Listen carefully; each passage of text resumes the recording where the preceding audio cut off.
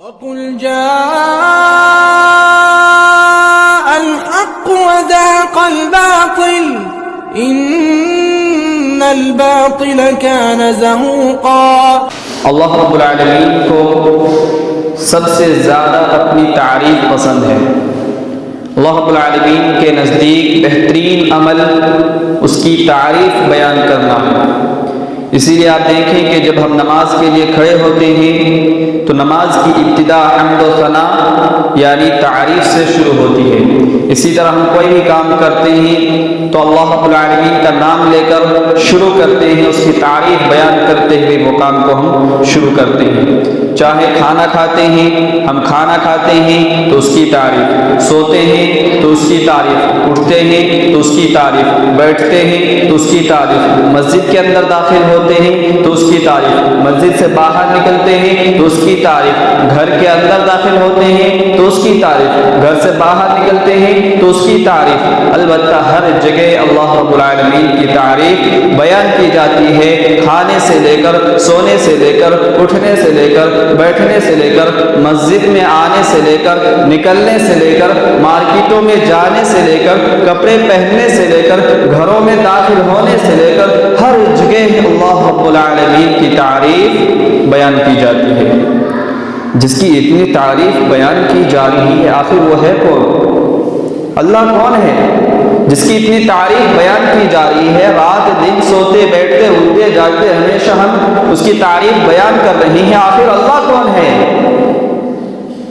اگر ہم نہیں جانتے یہ تو ہمارے لیے تعجب کی بات ہے، کیونکہ ہم سوتے بیٹھتے اٹھتے بیٹھتے ہمیشہ اس کی تعریف بیان کر رہے ہیں، لیکن ہمیں یہی نہیں معلوم کہ اللہ کون ہے۔ تو عجیب بات ہے یہ، پھر تو اس کا انٹروڈکشن تو ہونا چاہیے نا، اس کا تعارف تو ہونا چاہیے نا کہ اللہ کون ہے جس کی ہم تعریف بیان کر رہے ہیں، آخر ہے وہ کون؟ تو اللہ رب العالمین خود کا انٹروڈکشن، خود اپنا انٹروڈکشن قرآن مجید کے اندر کراتا ہے۔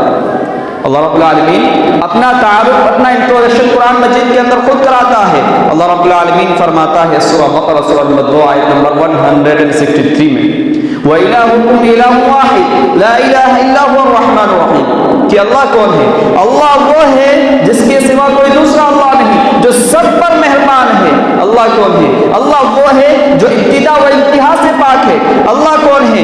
اللہ وہ ہے جو ازلی اور ابدی ہے۔ اللہ کون ہے؟ اللہ وہ ہے جس کے سوا کوئی ہمسر نہیں۔ اللہ کون ہے؟ اللہ وہ ہے جس کا کوئی شریک نہیں۔ اللہ کون ہے؟ اللہ وہ ہے جس کا کوئی مثل نہیں۔ اللہ کون ہے؟ اللہ وہ ہے جس کا کوئی ہمنام نہیں۔ اللہ کون ہے؟ اللہ وہ ہے جس کا کوئی ہمشر نہیں۔ اللہ کون ہے؟ اللہ وہ ہے جس کے سوا کوئی مدد کرنے والا نہیں۔ اللہ کون ہے؟ اللہ وہ ہے جس کے سوا تمہاری مصیبت کو کوئی ٹالنے والا نہیں۔ اللہ کون ہے؟ اللہ وہ ہے جس کے سوا کوئی اولاد دینے والا نہیں۔ اللہ کون ہے؟ اللہ وہ ہے جس کے سوا تمہاری مصیبت کو دور کرنے والا نہیں۔ اللہ کون ہے؟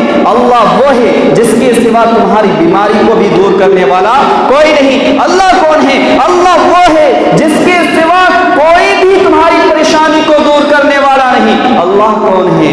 اللہ تعالیٰ اپنی طاقت میں لا محدود، اللہ تعالیٰ اپنے صفات میں لا محدود، اللہ تعالیٰ اپنے ذات میں لا محدود، اللہ تعالیٰ اپنے ناموں میں لا محدود، اللہ تعالیٰ ازلی اور ابدی ہے۔ اللہ تعالیٰ کے سوا کوئی معبود نہیں، نہ آسمان اور نہ زمین میں کوئی بھی اللہ تعالیٰ کے سوا کوئی معبود نہیں ہے۔ اللہ تعالیٰ حق ہے، باقی سب باطل ہے۔ اللہ تعالیٰ باقی ہے، سب باقی سب فانی ہے۔ اللہ تعالیٰ کو کوئی عاجز نہیں کر سکتا، اللہ تعالیٰ کو کوئی عاجز نہیں کر سکتا، اللہ تعالیٰ کے حکم کو کوئی ٹال نہیں سکتا، اللہ تعالیٰ کے حکم کے بغیر کسی کو موت نہیں آ سکتی، اللہ تعالیٰ کے حکم کے بغیر کسی کو تکلیف نہیں پہنچ سکتی، اللہ تعالیٰ کے حکم کے بغیر کسی کو چوٹ نہیں لگ سکتی۔ اللہ کون ہے؟ اللہ وہ ہے جو اپنی طاقت میں لا محدود ہے۔ اللہ کون ہے؟ اللہ وہ ہے جو بہترین فیصلہ کرنے والا ہے۔ اللہ کون ہے؟ اللہ وہ ہے جو بندوں کی توبہ قبول کرتا ہے۔ اللہ کون ہے؟ اللہ وہ ہے جو گناہوں کو بخش دیتا ہے۔ اللہ کون ہے؟ اللہ وہ ہے جو بندوں سے محبت کرتا ہے۔ اللہ کون ہے؟ اللہ وہ ہے جو اولاد سے پاک ہے۔ اللہ کون ہے؟ اللہ وہ ہے جو لہو لعب اور عبث کاروں سے پاک ہے۔ اللہ کون ہے؟ اللہ وہ ہے جو آسمان اور زمین کا مالک ہے۔ اللہ کون ہے؟ اللہ کون ہے؟ اللہ وہ ہے جو پوری کائنات کا نظام چلاتا ہے۔ اللہ کون ہے؟ اللہ وہ ہے جو چاہتا ہے وہ پیدا کر دیتا ہے، جو چاہتا ہے وہ حکم دیتا ہے۔ اللہ جسے چاہتا ہے بے حساب روزی دیتا ہے، اللہ تعالیٰ جسے چاہتا ہے بے حساب روزی دیتا ہے، اللہ تعالیٰ جسے چاہتا ہے کروڑ پتی بنا دیتا ہے۔ اللہ کون ہے؟ اللہ وہ ہے جو کائنات کا مالک ہے۔ اللہ کون ہے؟ اللہ وہ ہے جو پورے نظام کو چلاتا ہے۔ اللہ کون ہے؟ اللہ وہ ہے جو رحمان ہے۔ اللہ کون ہے؟ اللہ وہ ہے جو غالب ہے، قہار ہے۔ اللہ کی سختی سے کوئی بچ نہیں سکتا۔ اللہ کون ہے؟ اللہ وہ ہے جو پوری دنیا کا مالک ہے۔ اللہ وہ ہے جو کائنات کا مالک ہے۔ اللہ کون ہے؟ اللہ وہ ہے جو انسان اور جنات کا مالک ہے۔ اللہ وہ ہے جو درندوں کا مالک ہے، پرندوں کا مالک ہے۔ اللہ وہ ہے جو درختوں کا مالک ہے، پتوں کا مالک ہے، پھلوں کا مالک ہے۔ ہر چیز کا مالک کون ہے؟ اللہ رب العالمین ہے۔ اللہ کون ہے؟ اللہ وہ ہے جو پوری کائنات کا مالک ہے۔ اسی لیے کسی شاعر نے کیا خوب کہا، تو شاہوں کا شاہ ہے تو سب کا خدا ہے، تو شاہوں کا شاہ ہے تو سب کا خدا ہے، تو ہی مستحق حمد و ثنا ہے۔ تجھے کوئی غم ہے نہ خوف عدو، تجھے کوئی غم ہے نہ خوف عدو، جہاں میں تیرا خدایا تیرا رنگ بو ہے۔ اللہ کون ہے؟ اللہ وہ ہے جو پورے کائنات کو سنبھالے ہوئے ہے۔ یہ اللہ رب العالمین کا انٹروڈکشن تھا، اللہ رب العالمین کا تعارف تھا۔ اب جب ہم اللہ کو جان گئے، اللہ کو پہچان گئے، تو ہمارے اوپر کچھ چیزیں عائد ہو جاتی ہیں، کچھ حقوق ہمارے اوپر عائد ہو جاتے ہیں۔ جب ہم اللہ کو جان جاتے ہیں، اللہ اپنا تعارف قرآن مجید کے اندر کرا دیتا ہے، تو ہم جب اللہ کو پہچان لیتے ہیں تو ہمارے اوپر کچھ حقوق عائد ہو جاتا ہے۔ اللہ رب العالمین قرآن مجید کے اندر اپنا انٹروڈکشن کرایا۔ جب قرآن مجید میں اللہ رب العالمین نے اپنا تعارف کرایا تو قرآن نے کہا وَإِلَٰهُكُمْ إِلَٰهٌ وَاحِدٌ لَا إِلَٰهَ إِلَّا هُوَ الرَّحْمَٰنُ الرَّحِيمُ۔ اللہ وہ ہے جس کے سوا کوئی معبود نہیں، جس کے سوا کوئی دوسرا پوجنے کا لائق نہیں، جو سب پر مہربان ہے۔ جب قرآن مجید میں اللہ رب العالمین کی ذات و صفات میں اشتراک سے پاک ہونے کا ذکر آیا تو قرآن نے کہا سبحان اللہ وتعالی عما یشرکون۔ اللہ وہ ہے جو تمہارے شرکوں سے پاک ہے۔ اللہ تعالیٰ جب قرآن مجید میں تنزیہ باری تعالیٰ کا ذکر آیا تو قرآن نے کہا سبحان ربک رب العزت عما یصفون۔ اللہ وہ ہے، پروردگار عزت کا مالک وہ ہے جو تمہاری ان سب چیزوں سے، تمہاری ان سب باتوں سے پاک ہے جو تم لوگ کہتے ہو۔ جب قرآن مجید میں مستحق حمد و ثنا کا ذکر آیا تو قرآن نے کہا الحمدللہ رب العالمین۔ اللہ کون ہے؟ اللہ وہ ہے جس کے لیے تمام تعریفیں ہیں، تمام تعریفیں اس اللہ رب العالمین کے لیے ہیں جو تمام جہانوں کا پروردگار ہے۔ جب قرآن مجید میں بے نیازی کا ذکر آیا تو قرآن نے کہا ان اللہ لغنی عن العالمین۔ اللہ تو وہ ہے جو تمام جہان والے تمام لوگوں سے بے نیاز ہے۔ جب غیب کا ذکر آیا تو قرآن نے کہا ان اللہ انک انت علام الغیوب۔ اللہ تو وہ ہے جو تمام چھپی ہوئی باتوں کا خبر رکھتا ہے۔ جب قرآن مجید میں حیات کا ذکر آیا تو قرآن نے کہا اللہ لا الہ الا هو الحی القیوم۔ اللہ تو وہ ہے جو سدا زندہ ہے اور زندہ رہنے والا ہے، جو پورے کائنات کو سنبھالے ہوئے ہے۔ اب جب قرآن مجید میں تخلیق کائنات کا ذکر آیا تو قرآن نے کہا اللہ الذی خلق السماوات والارض وما بینہما فی ستۃ ایام ثم استوى علی العرش۔ کہ اللہ وہ ہے جو آسمان اور زمین کو اور اس کے اندر کے سارے چیزوں کو، اس کے درمیان جتنے بھی چیزیں ہیں سب کو 6 دن کے اندر پیدا کر کے عرش پر استوا فرمایا۔ جب قرآن مجید میں رزاقیت کا ذکر آیا تو قرآن نے کہا ان اللہ هو الرزاق ذو القوۃ المتین۔ اللہ تو وہ ہے جو خود رزق کا مالک ہے۔ جب قرآن مجید میں حکومت کا ذکر آیا تو قرآن نے کہا ان الحکم الا للہ۔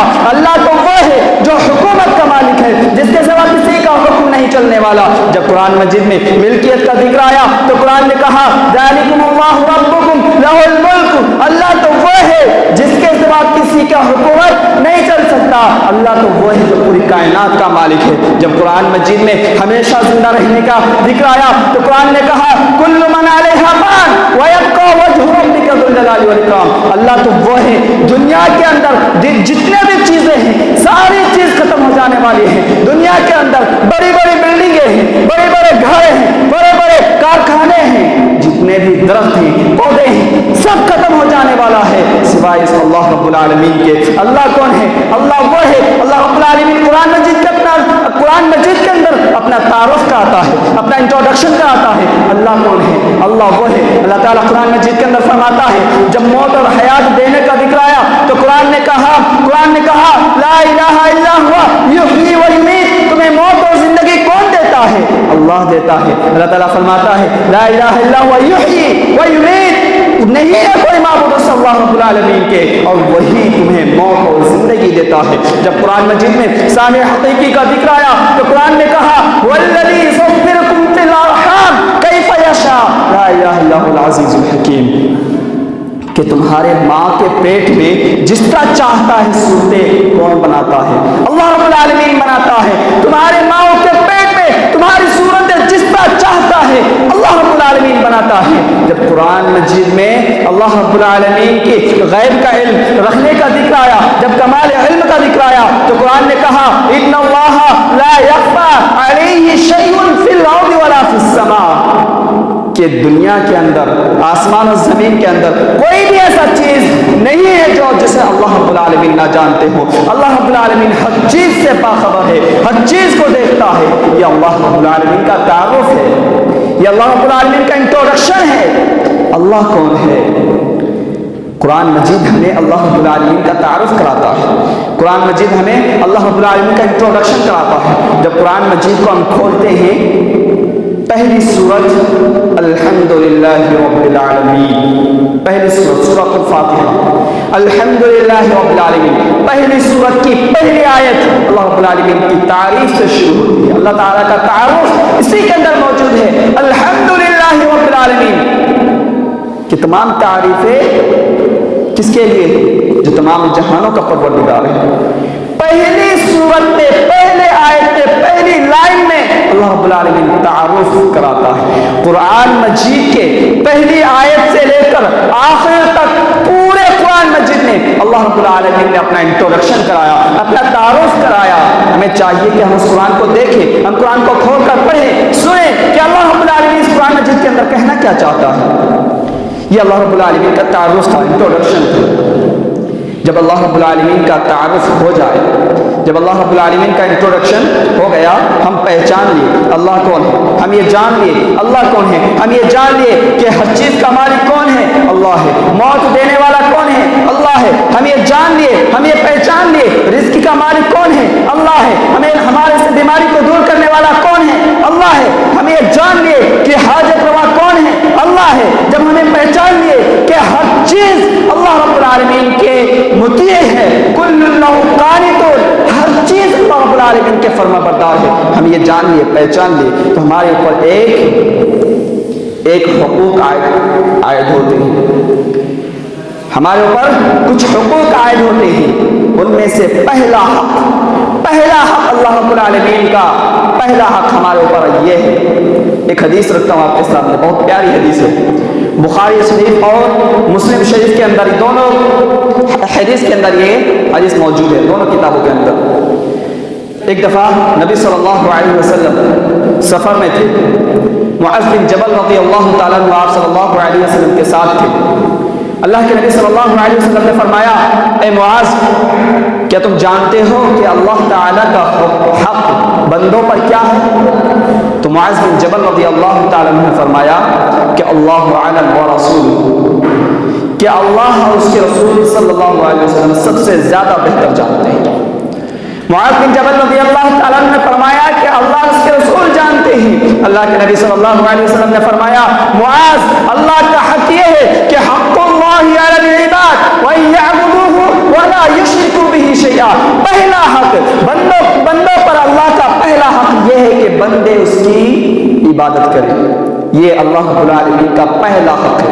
پہلا حق ہے کہ بندے اس کی عبادت کریں. حق اللہ علی العباد ان یعبدوہ ولا یشرکوا بہ شیئا. پہلا حق یہ ہے کہ بندے اس کی عبادت کریں. اس کے بعد دوسرا حق کیا ہے؟ اس حدیث کے اندر دو پوائنٹ ہے, ذرا غور سے سنیں. 2 پوائنٹ. ایک تو اللہ رب العالمین کی عبادت کی جائے. اب آپ سوال کریں گے کہ مولوی صاحب, ہم تو اللہ رب العالمین کی عبادت کرتے ہیں, ہم تو نماز پڑھتے ہیں, ہم تو روزہ رکھتے ہیں, ہم تو زکوٰۃ دیتے ہیں, ہم تو صدقہ کرتے ہیں, ہم بھلائی کا کام کرتے ہیں. یہ سوال پیدا کریں گے آپ کہ مولوی صاحب ہم تو کرتے ہیں, لیکن ایک بات یاد رکھیے، آپ کا روزہ، آپ کی نماز، آپ کا زکوٰۃ، آپ کا صدقہ، آپ کا خیرات، آپ کا نیک اعمال سب کچھ برباد ہو جائے گا۔ کوئی روزہ کام نہیں آنے والا، کوئی نماز کام نہیں آنے والی، کوئی صدقہ کام نہیں آنے والا، کوئی زکوٰۃ کام نہیں آنے والی اگر آپ نے اللہ کے ساتھ کسی کو شریک ٹھہرایا۔ اگر آپ نے کسی کو اللہ کے ساتھ شریک ٹھہرایا تو کوئی بھی چیز کام نہیں آنے والی۔ اسی لیے اس حدیث کے اندر 2 پوائنٹ ہے، حق اللہ علی العباد ان یعبدوہ، کہ اللہ ہی کی عبادت کی جائے، اس کے ساتھ کسی کو شریک نہ ٹھہرایا جائے۔ آپ عبادت تو کرتے ہیں، نماز تو پڑھتے ہیں، صدقہ تو کرتے ہیں، خیرات تو کرتے ہیں، روزہ تو رکھتے ہیں، لیکن اگر آپ اللہ کے ساتھ کسی کو شریک ٹھہراتے ہیں تو یاد رکھیں ساری چیزیں ہماری رائیگاں چلی جائے گی، کوئی کام نہیں آنے والی، نہ ہی روزہ، نہ ہی زکوٰۃ، نہ ہی حج، کچھ بھی کام نہیں آنے والی اگر ہم اللہ رب العالمین کے ساتھ کسی کو شریک ٹھہراتے ہیں۔ آج ہمارے معاشرے میں ہم اور آپ کے جو قول یا پھر فعل کہہ لیں کہ جو چیز کرتے ہیں، کہتے ہیں، بولتے ہیں، ساری چیزیں قرآن مجید کے اندر موجود ہیں۔ آج ہمارے معاشرے میں جو کچھ ہو رہا ہے، ہم جو کہتے ہیں، ہم جو کرتے ہیں، ساری چیزیں قرآن مجید کے اندر موجود ہیں۔ آپ کو تعجب ہوگا سن کر کہ قرآن مجید کے اندر کیسے یہ ہو سکتا ہے کہ ہماری چیزیں قرآن مجید کے اندر موجود ہوں۔ جی ہاں، قرآن مجید کے اندر ساری چیزیں موجود ہیں۔ جب آپ پڑھیں گے قرآن مجید سورہ یونس سورہ نمبر 10 آیت نمبر 31، تو اس آیت میں فرمایا گیا کہ نبی صلی اللہ علیہ وسلم آپ ان سے پوچھو، کن سے؟ مشرکین سے، اس دور کے مشرکین سے، ان سے پوچھو کہ آسمان اور زمین سے تمہیں رزق دینے والا کون ہے؟ یہ جواب دیں گے اللہ۔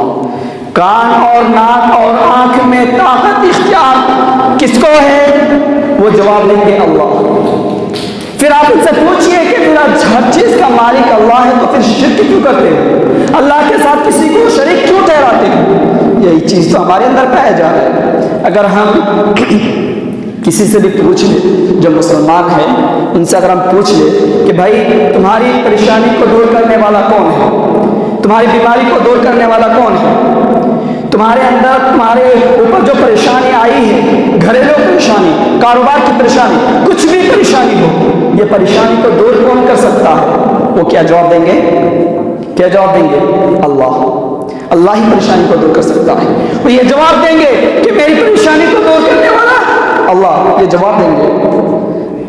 لیکن صرف جواب کافی نہیں ہے میرے بھائی، صرف جواب کافی نہیں ہے۔ اگر ہم پریشان ہیں تو اللہ ہی کو پکارے، اس کے ساتھ کسی اور کو نہ پکارے۔ ہم جب پریشان ہیں تو صرف اللہ کے سامنے ہاتھ اٹھنی چاہیے، کسی غیر اللہ کے سامنے نہیں، کسی مزار کے سامنے نہیں، کسی قبر کے سامنے نہیں، کسی فقیر کے سامنے نہیں، کسی بزرگ کے سامنے نہیں۔ یا غوث کہہ کے یہ نعرہ نہ لگائیں، یا غوث یا علی مدد کہہ کے یہ نعرہ نہ لگائے، کیونکہ یہ شرک ہے۔ یہی چیز قرآن مجید کے اندر فرمایا، ان اللہ لا یغفر ان یشرک بہ ویغفر ما دون ذلک لمن یشاء۔ یاد رکھو، اگر کوئی اللہ کے ساتھ شرک کرتا ہے، اللہ کے ساتھ کسی کو شریک ٹھہراتا ہے، اللہ رب العالمین اتنا اس سے ناراض ہوگا، اتنا ناراض ہوگا کہ اس پر جنت حرام کر دی گئی ہے، اس کو اللہ رب العالمین کبھی معاف نہیں کرے گا۔ اگر ہم نماز پڑھتے ہیں، ہم روزہ رکھتے ہیں، لیکن ہم کسی کو شریک بھی ٹھہراتے ہیں، یا گوشت کے کسی اور کو پکارتے ہیں، اپنے سجدے، اپنا ماتھا کسی مزار کے سامنے ٹیکتے ہیں، اپنی پریشانی کو کسی قبر کے سامنے ٹیک دیتے ہیں، تو یاد رکھو ان اللہ لا یغفر ان یشرک بہ ویغفر ما دون ذلک لمن یشاء۔ اس آیت کو اپنے ذہن میں یاد رکھو، اس آیت کو اپنے ذہن میں بیٹھا لو کہ لوگوں دیکھو جو تم کر رہے ہو، تم جو اللہ کے ساتھ کسی کو شریک ٹھہرا رہے ہو، یہ جو پریشانی اللہ رب العالمین نے تمہارے لیے دی ہے اور اپنے لیے، کہ یہ پریشانی صرف میرے سامنے جھکنی چاہیے، یہ پریشانی صرف میرے سامنے جھکنی چاہیے، یہ پریشانی کسی اور کے سامنے نہیں جھکنی چاہیے۔ چاہیے. اس پیشانی کو اگر آپ کسی اور کے سامنے جھکا دیے, یہ شرک ہے, یہ شرک ہے. اور یہ شرک یاد رکھو, قرآن مجید کی آیت ان اللہ لا یغفر ان یشرک بہ ویغفر ما دون ذلک لمن یشاء. اگر آپ کسی کو شریک ٹھہراتے ہیں, آپ کا نماز بیکار, آپ کا حج بیکار, آپ کا زکات بیکار, آپ کے صدقہ و خیرات بیکار, آپ کا پورا اعمال بیکار ہو جائے گا, کچھ کام نہیں آنے والی اگر آپ نے اللہ کے ساتھ کسی کو شرک کیا. میرے بھائیوں, وقت نہیں ہے, باتیں بہت زیادہ ہیں, وقت نہیں ہے, لیکن جو دل کے اندر طرف ہے وہ میں آپ کے سامنے رکھنا چاہتا ہوں. میرے بھائیوں, اللہ تعالیٰ کے ساتھ کسی کو شریک نہ ٹھہراؤ. ہمارے معاشرے میں اگر ہم نظر دوڑاتے ہیں, ہر جگہ شرک پایا جاتا ہے. کسی بھی گھر میں جاتے ہیں وہاں پر شرک پایا جاتا ہے. ہم غور و فکر نہیں کرتے, ہم اس کو تصور بھی نہیں کرتے, سوچتے بھی نہیں کہ یہ شرک ہے, آپ کو یہ معلوم بھی نہیں.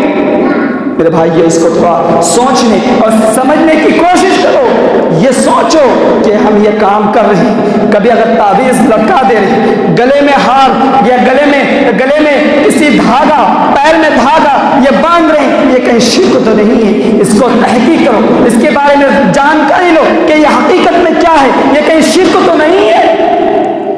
اگر ہم شرک کر رہے ہیں تو یاد رکھو میرے بھائیو, توبہ کے بغیر تو اگر آپ توبہ نہیں کرتے تو آپ کا سارا مال بیکار ہو جائے گا. اس لیے مرنے سے پہلے اللہ رب العالمین کے سامنے رو, گر گراؤ, توبہ کرو. اگر آپ نے توبہ کیا تو اللہ غفار ہے, سب گناہ کو معاف کر دے گا, شرک کو بھی معاف کر دے گا.